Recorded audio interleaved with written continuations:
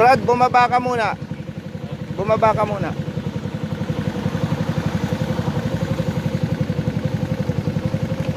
Tingnan mo yung ilaw mo sa likuran.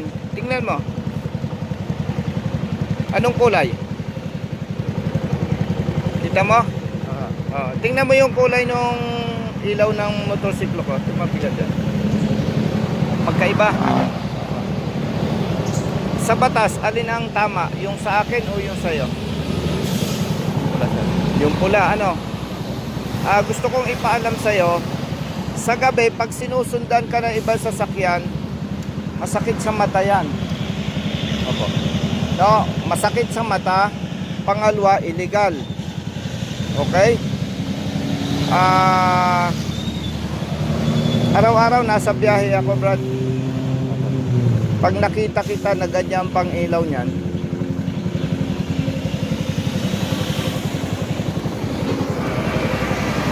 nagbe-blink ang ilaw mo sa harapan. No. Nagbe-blink. No. O ganito na lang, Brad, no. Alam ko naman na hindi mo alam na illegal yung mga ilaw mo eh. Alam mo ba hindi? Nung ikaw ba'y nagka-lisensya, nag-seminar ka, hindi? Bali, may lisensya po ako. Hindi, ang tanong ko sa'yo, nag-seminar ka ba? Hindi, sa LTO. Bali, pinalakad ko lang. Pinalakad mo yung lisensya mo. O yun, ang problema. So, naniniwala ako, hindi mo naintindihan yan. Hindi mo sinasadya. No? Sabi, ignorance of the law, excuses no one. Pero dahil hindi ka naman naturuan, naniniwala ako na biktima ka din lang ng sistema. No. Ganito na lang, Brad. Araw-araw nabiyahe ako eh. Tatandaan ko mukha mo ha. Pagka misis, pag hindi niya inayos yung ilaw niya, pumunta ka sa motorcycle shop. No? Alam nila yan kung anong tama ang kulay ng ilaw. Sa harapan hindi dapat nagbi-blink, tapos sa likuran yung iyong yan oh, yung backlight mo o taillight dapat yan ay pula. Babalaan kita ha. Pag nakita uli kita at yan ay ganyan pa rin ang ilaw, misis, i-impound ko yung motorsiklo ha. By the way, si Colonel Busita ako.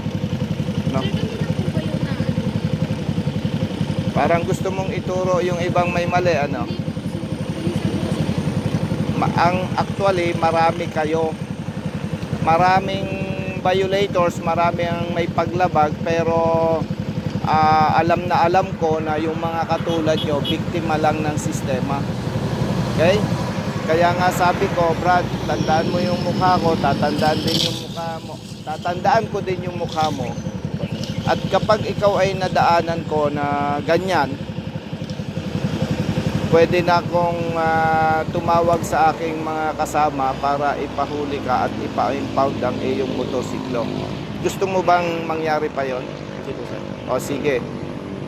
Kailan mo ipapaayos yan? Bukas ako. Bukas. Sa bato, sir, ang deal po, sir.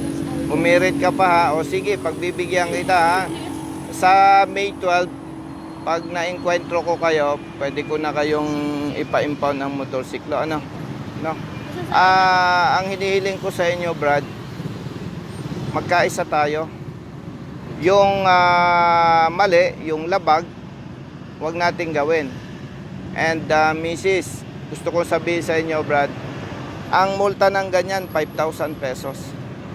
Eh masakit na mapagmumulta ka na talaga naman biktima ka din lang ng sistema. Hindi mo alam yan eh. Yung lisensya mo, pinalakad mo.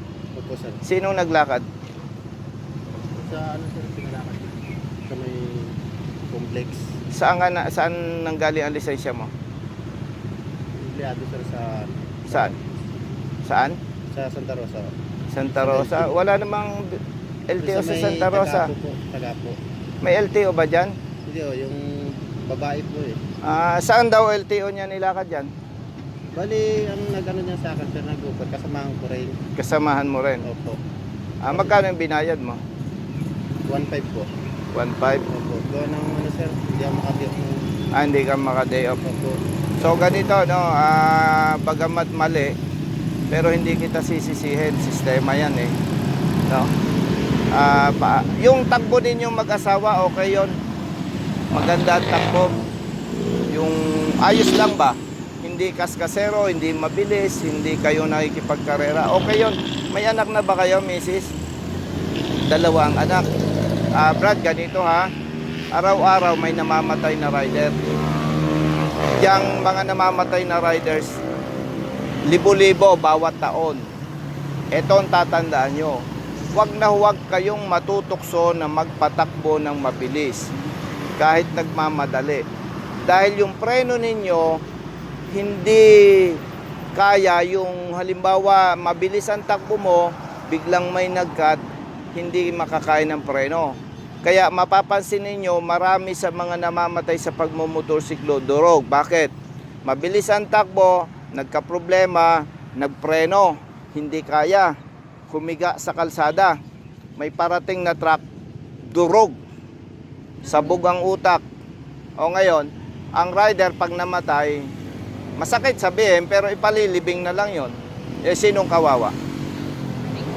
Yon, yung inyong anak. At tayo bilang mga, hindi naman tayo mayaman eh, mayaman ba kayo? Oh yes, tayo hindi mayaman. Tayo na hindi mayaman, pag namatay ang tatay o nanay, parang masakit sabihin, ano, parang namatay na ang kinabukasan ng ating mga anak. Magugutom, hindi makakapag-aral, talagang kawawa.